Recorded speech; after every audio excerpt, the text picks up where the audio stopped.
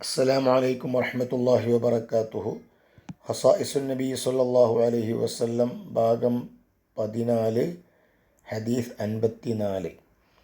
Anas bin Malik റളിയല്ലാഹു അൻഹു ഉദ്ധരിക്കുന്ന ഹദീസാണ്. നബി സല്ലല്ലാഹു അലൈഹി വസല്ലമ തങ്ങൾ പറഞ്ഞു, ലൈസ മിൻ ബലദിൻ ഇല്ലാ സയതഉഹു ദജ്ജാൽ.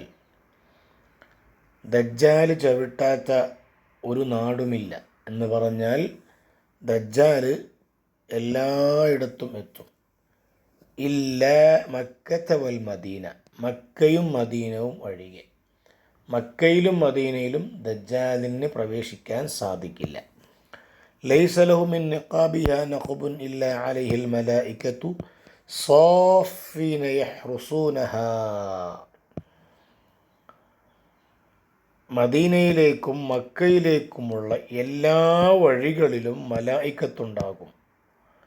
ആ മലായികത്ത് മക്കയും മദീനയും കാത്തു സൂക്ഷിക്കും എന്ന് പറഞ്ഞാൽ ദജ്ജാലിനെ പ്രവേശിക്കാൻ സമ്മതിക്കൂല. എന്നിട്ടോ സുമ്മ തർജുഫുൽ മദീനത്തു ബി അഹ്ലിഹാ സലാസ റജഫാത്ത്. പിന്നെ മദീനയിൽ ഒരു വലിയ പ്രകമ്പനം 3 പ്രാവശ്യമുണ്ടാകും. ഫയുഖ്രിജുല്ലാഹു കുല്ല കാഫിരിൻ വ മുനാഫിഖിൻ. അങ്ങനെ മദീനയിലുള്ള എല്ലാ കാഫിറിനെയും മുനാഫിഖിനെയും അല്ലാഹു തആല പുറത്താക്കും. ഇത് ബുഖാരിയും മുസ്ലിമും ഉദ്ധരിച്ച ഹദീസാണ്. നമ്മളിന്ന് പഠിക്കുന്ന റസൂലുള്ളാഹി സ്വല്ലല്ലാഹു അലൈഹി വസല്ലമ തങ്ങളുടെ പ്രത്യേകത എന്താണ്?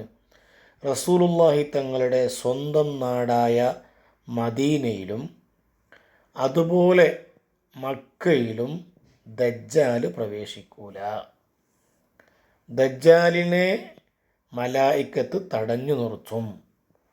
അപ്പോൾ സ്വാഭാവികമായൊരു ചോദ്യം ഉണ്ടാവും, മദീനയിലുള്ള മുനാഫിക്കുകൾ ഖിയാമത്ത് നാൾ എടുക്കുമ്പോൾ മദീനയിൽ മുനാഫിക്കുകളും കാഫിറുകളും ഉണ്ടാകും. എല്ലാ കാഫിര്യങ്ങളും ദജ്ജാലിനെ ഫോളോ ചെയ്യുകയും ചെയ്യും. എന്നാൽ പിന്നെ മദീനയിൽ ദജ്ജാൽ പ്രവേശിക്കുന്നില്ലെങ്കിൽ അവിടെയുള്ള കാഫിറുകൾ എങ്ങനെയാണ് ദജ്ജാലിനെ ഫോളോ ചെയ്യാൻ സാധിക്കുക? അത് മദീനയിൽ അല്ലാഹു തആല ഒരു പ്രകമ്പനം, ഒരു ഭൂകമ്പം, അത് തന്നെ 3 പ്രാവശ്യം അല്ലാഹു തആല ഉണ്ടാക്കും. അതോടെ മദീനയിലുള്ള എല്ലാ കാഫിറും മുനാഫിഖും മദീന വിട്ട് പുറത്ത് വരും.